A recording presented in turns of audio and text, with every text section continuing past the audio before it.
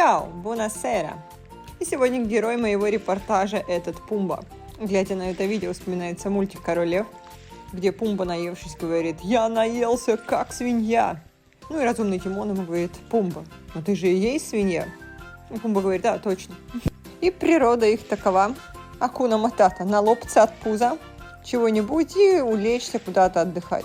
На Сардинии их называют чингиали, они же дикие кабаны. И последнее время они приносят немало хлопот, потому что увидеть мы можем их не только в лесах, но и вот здесь. Посмотрите, какой пляж, и кабанчик мирно соседствует с отдыхающими. Обратите внимание, что он ест пасту. Да-да, макароны, как порядочный итальянец. И боюсь, это не случайность. Тут два варианта: либо его угостили, либо он ее своровал. Туристы прикормили чингиалей, они перестали бояться людей и теперь прямо совершают такие атаки на пляж. Да и не только, они могут и в садах полазить, и помойки разнести.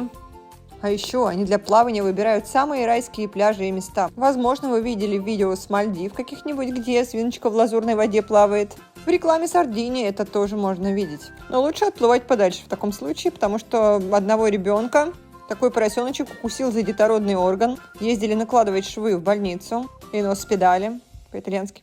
Этот ребенок был первоклассник. Захотел водички приобнять свинку. Но это же дикое животное. Сами они не нападают, не агрессивны. Вот на этих видео кабанчик гуляет в зимний период. Зимой на острове можно видеть огромное количество пустующих домов, которые ждут туристов на лето. И страшно подумать, что будет с садом, если придет туда вот такая компания. У нас эта компания была буквально позавчера. Разворотила цветы. Один крупный кабан вырыл себе лежбище под нашим деревом. Сбили каменную ограду. В то время, пока мы мирно спали. Закошмарили наших котов, которых 3 спит на террасе. И как типичные свиньи вернулись на следующий день, не боясь никакого наказания. Но мы подготовились и покидали петарды, чтобы напугать их. Еще беда, если они доберутся до помойки. В Италии мусор тщательно сортируют на органику, пластик и стекло. И то, что не сортируется. Мусор вывешивается на калитку, и уборщики приезжают и забирают в назначенный день то, что положено в этот день забрать. Но свиньям, конечно же, все равно. Учуяв запах чего-то съестного, они своим рылом разворотят весь пакет по всей дороге, размотают. Поэтому, если приезжаете к нам в гости на Сардинию, то кабанчиков бояться не стоит, они не агрессивны. Однако, не кормите их. По всему острову сейчас стоят постеры: не кормите чингиалей. И лучше держаться от них подальше, потому что один отец посадил девочку рядом со спящим чингиалем для фото. Безумная идея.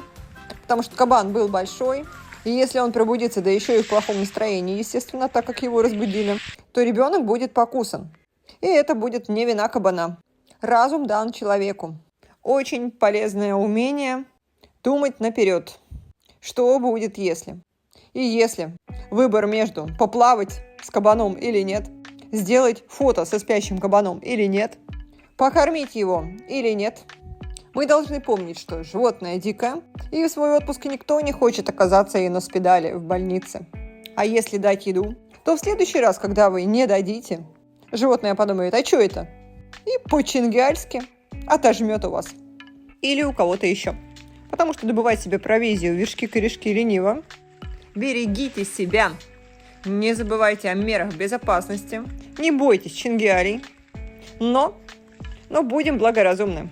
Ни одно красивое селфи со спящим кабаном не стоит нашего откушенного носа. Думайте о будущем, и пусть все будет у вас прекрасно. Добра, удачи, позитива. До новых встреч на моем канале. Чао!